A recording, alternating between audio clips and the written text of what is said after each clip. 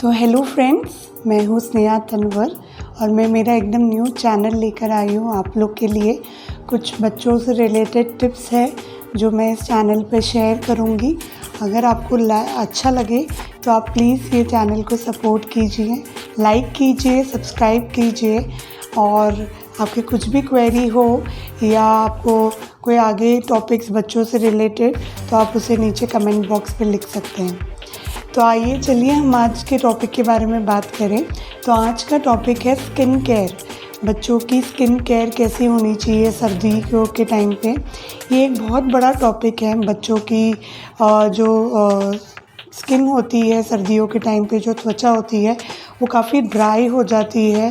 का हम कैसे ध्यान रखेंगे। और बच्चों को इस ड्राइनेस की वजह से काफ़ी इचिंग होने लगती है, ड्राइनेस होने लगती है, पैचेस होने लगते हैं, रेडनेस होने लगती है और बच्चा बहुत अनकंफर्टेबल फील करने लग जाता है। तो वो बोल भी नहीं सकता। तो एज अ पेरेंट वो हमारी रिस्पॉन्सिबिलिटी है कि हम उन बातों को अच्छे से समझें और हमारे बेबी का इस पूरे विंटर अच्छे से ध्यान रखें। तो फिर अभी हम आगे बढ़ते हैं। जो स्किन केयर है बेबीज़ की वो 3 पार्ट में डिवाइड की हुई है। तो फर्स्ट पार्ट है मसाज, सेकेंड पार्ट है बाथ और थर्ड पार्ट है इसका मॉइस्चराइज़र। तो सबसे पहली टॉपिक हम जो लेंगे वो है मसाज। तो सबसे पहले मसाज का सोचते ही हम सोचते हैं कि सुना हुआ है कि ना मसाज डेली नहीं करना चाहिए बच्चों को, वो अच्छा नहीं होता है। पर ये मैं आपको बता दूं कि ये और नहीं ट्रुथ है। उल्टा आपको बच्चों को डेली मसाज करना चाहिए। इससे उनकी ब्लड सर्कुलेशन अच्छी होती है, उनके पोर्स अच्छे से ओपन हो जाते हैं और जो उनके किधर भी उनको थोड़ी सर्दी अगर हुई रहती है या उनको कहीं पेन हो रहा है या उनको थोड़ा भी स्टमक में अनकंफर्टेबल रहता है ड्यू टू गैस, तो वो भी मसाज से काफ़ी क्योर हो जाता है। तो इसलिए मैं आपको पर्सनली रिकमेंड करूँगी, as I am mother of 2। तो मैंने भी मेरे बच्चों को सर्दियों में डेली मसाज किया था और इसके बहुत अच्छे इफ़ेक्ट होते हैं और बच्चे भी काफ़ी रिलैक्स फील होते हैं इसके बाद, उनको भी बहुत अच्छा लगता है ये। तो सबसे पहली बात हम मसाज की अगर बात करें तो हम सोचते हैं कि कहाँ करें। तो हम जहाँ भी मसाज करें वो एरिया बहुत वार्म होना चाहिए, वो रूम बहुत वार्म होना चाहिए। आइडियली जो टेम्परेचर होता है रूम का वो 27 to 32 डिग्री के अराउंड होना चाहिए।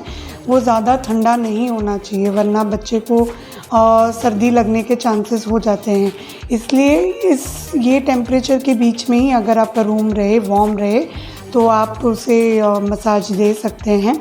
आप चाहिए तो आप हीटर का यूज़ कर सकते हैं। अगर आपको डायरेक्ट सनलाइट नहीं आ रही हो और आपका रूम बहुत ज़्यादा ठंडा है तो आप हीटर चालू करके इस टेम्परेचर को मेंटेन कर सकते हैं ड्यूरिंग मसाज, जो कि बहुत ज़रूरी है। अगर आपके घर में ना हीटर है ना एरिया में वार्म है तो आप हल्की जहाँ पे सनलाइट आ रही हो, जहाँ पे उसकी हल्की हल्की हीट मिल रही हो, जहाँ पे वार्म हो रहा है वो एरिया, वहाँ पे आप अच्छे से बच्चों को लेके मसाज कर सकते हैं। डायरेक्ट हीट नहीं, पर हल्की सी जहाँ पे रेज़ आ रही हो और वहाँ पे वार्म है एरिया, तो वहाँ पे आप उनको मसाज कर सकते हैं। हम भी जनरली, मैं भी मेरे बच्चों को ऐसे ही सनलाइट में लेके और उनको मसाज किया करती थी ड्यूरिंग विंटर्स। तो उससे उनको विटामिन डी का भी बेनिफिट हो जाता है एंड प्लस उनको सर्दी भी नहीं लगती है। जैसे हम बाकी सब डेज़ में हम आधी घंटे रगड़ रगड़ के उनको मसाज करते हैं, खाली उसमें हमको थोड़ा कट लाना है। हमको ज़्यादा से ज़्यादा 10 मिनट्स तक ही उनको मसाज करना है, 10 या मैक्सिमम 15। उससे ऊपर मैं आपको रेकमेंड नहीं करूँगी क्योंकि फिर ज़्यादा बच्चा एक्सपोज रहेगा, ज़्यादा खुले में रहेगा तो भी उसको सर्दी लगने के चांसेस होते हैं। अभी हम मसाज की बात करें तो बहुत सारे क्वेश्चंस आते हैं कि हम कौन से ऑयल से मसाज करें। तो मैं पर्सनली ऑलिव ऑयल यूज़ करती थी मेरे बच्चों के लिए क्योंकि बहुत अच्छा रहता है पूरे बॉडी के लिए। आप चाहिए तो ऑलिव ऑयल यूज़ कर सकते हैं, आप आलमंड ऑयल यूज़ कर सकते हैं और आप उनकी मसाज कर सकते हैं। दोनों ऑयल बहुत अच्छे होते हैं। अभी आगे मैं और भी वीडियोस लाऊंगी, उसमें मैं आपको बताऊंगी और कौन से ऑयल्स हम यूज़ कर सकते हैं बेबीज़ को मसाज करने में।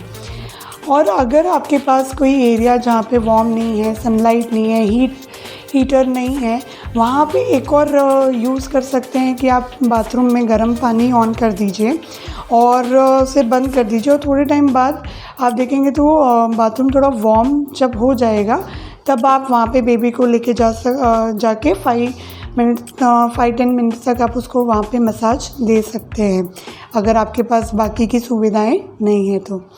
और अगर आप कोई ऐसे एरिया में रह रहे हैं जहाँ पे बहुत ज़्यादा ठंडी है, जहाँ पे कमरा भी वार्म नहीं रह रहा है, तो उस केस में आप मसाज अवॉइड कर सकते हैं।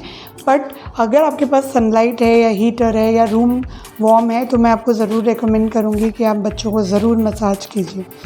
मसाज के बाद दूसरा टॉपिक आता है बात करते समय हमें बहुत सारी चीज़ों का ध्यान रखना चाहिए। ये भी एज बहुत इम्पॉर्टेंट फैक्टर है कि आप बच्चे को मसाज करते ही आप उनको नहलाने लेके जाइए और वहाँ पे पानी का टेम्परेचर कैसा होना चाहिए। तो हम बहुत बार मैंने सुना है कि ना एकदम गर्म पानी से नहला दो तो बच्चों को अच्छा लगेगा, पर ये रॉन्ग है। बच्चों को एकदम गर्म पानी से प्लीज़ कभी मत नहलाइए, क्योंकि अगर आप बच्चे को एकदम गर्म पानी से नहलाएंगे और बाहर का टेम्परेचर ठंडा है तो बच्चा तुरंत सर्दी कैच करेगा, ये फॉर श्योर है, क्योंकि अंदर वो एकदम गर्मी में था और बाहर वो एकदम ठंडी में। तो आप पानी को एकदम गुनगुना रखिए और आप उसको अपने एल्बो से या इधर रिस्ट के आगे साइड से आप उसको सेंस करके उसका पानी आप फील कर से और टेम्परेचर डिसाइड कर सकते हैं। पर मैं आपको यही रेकमेंड करूँगी कि आप गुनगुना पानी ही बच्चों के लिए यूज़ कीजिए। नहाने जाने से पहले, बच्चों को लेके जाने से पहले आप मेक श्योर कीजिए कि आप सारी चीज़ें, उनके कपड़े, उनके मॉइस्चराइज़र, उनका क्लोथिंग, टॉवेल, वो सब आप रेडी रखिए, ताकि आप जैसे ही बच्चे को नहला के लेकर आएँ आप तुरंत उसको तैयार कर दीजिए, वरना उसको सर्दी लगने के चांसेस हैं। अभी अगर आपके पास कोई बड़ा बाथरूम है तो आप ये भी कर सकते हैं कि उसको आप वहाँ पे ही नहला के और वहाँ पे ही रेडी करके लाइए। पर नॉर्मली हम जहाँ इंडिया में रहते हैं वहाँ पे छोटे ही बाथरूम होते हैं छोटे घरों में, तो फिर वहाँ पे सुविधाएं नहीं होती है। इसलिए आप ट्राई कीजिए कि आप सारी चीज़ें पहले ही रेडी रखिए और जैसे ही आप बच्चों को नहला के लेकर आएँ तुरंत आप उन्हें रेडी कर दीजिए। नहलाते समय हमें ये ध्यान रखना है कि बच्चा ज़्यादा देर पानी में ना खेले, जो हर समय बच्चों को खेलने की हैबिट होती है। खैर वो बच्चों को नहीं पता है कि उनको वहाँ से ठंडी लग जाएगी, तो हमें वो चीज़ का ध्यान रखना है। ज़्यादा से ज़्यादा 5 to 10 मिनट्स के ऊपर हमें बच्चों को बाथरूम में नहाने के लिए नहीं रखना है, उससे भी उनको सर्दी लग जाएगी। दूसरी बात, कोल्ड एयर्स के अलावा भी गुनगुना पानी या वाटर भी हमारे बॉडी में से मॉइस्चर जल्दी लेता है, तो आपको मेक श्योर करना है कि बच्चा ज़्यादा देर पानी में नहीं रहे, नहीं तो वो भी एक ड्राइनेस का कारण बन जाता है।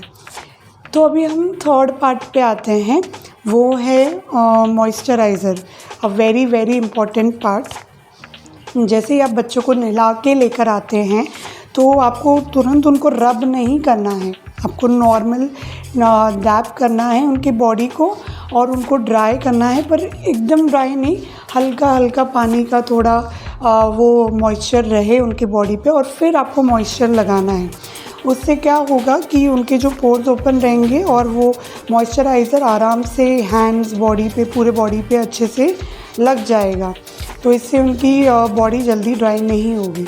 अभी हमें कितनी बार उनको मॉइस्चराइज़र करना है, ये जनरली सबके माइंड में क्वेश्चन होता है, एक क्वेरी होती है। तो मैक्स हमको नॉर्मली 3 से 4 बार उनको मॉइस्चराइज़र करना ही करना है।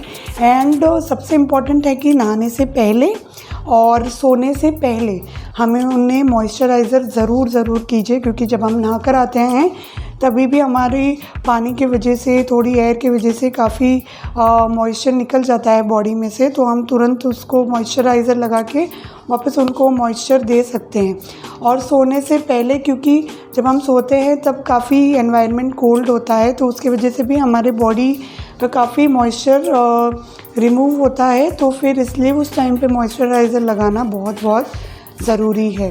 तो बेबीज़ को तो उनकी स्किन बहुत सेंसिटिव होती है, बहुत सॉफ्ट होती है, इसलिए उनको मॉइस्चराइज रखने के लिए हमें कम से कम 3 से 4 बार तक का ये मॉइस्चराइजिंग रूटीन सेट करना चाहिए। वो उनकी स्किन को हर समय हाइड्रेटेड रखेगी और मॉइस्चर्ड रखेगी। तो इससे कभी आपके बेबीज़ को इचिंग की या ड्राइनेस की प्रॉब्लम नहीं आएगी और वो एकदम कंफर्टेबल रहेंगे। तो अगर हम इन तीनों चीज़ों का ध्यान रखेंगे पूरे विंटर, तो हमारे बेबी की स्किन ऐसे ही फ्रेश और अच्छी रहेगी और वो भी एक अच्छे मूड में रिलैक्स्ड वे में रहेगा। तो अगर आपको ये वीडियो अच्छा लगे फ्रेंड्स, तो आप प्लीज़ इसे लाइक कीजिए, शेयर कीजिए, कमेंट कीजिए और बेल आइकन पे ज़रूर क्लिक कीजिए ताकि मेरे और न्यू मैं वीडियोज़ लाऊं और उसका अपडेट आपको जल्द से जल्द मिले। Thank you so much. Bye.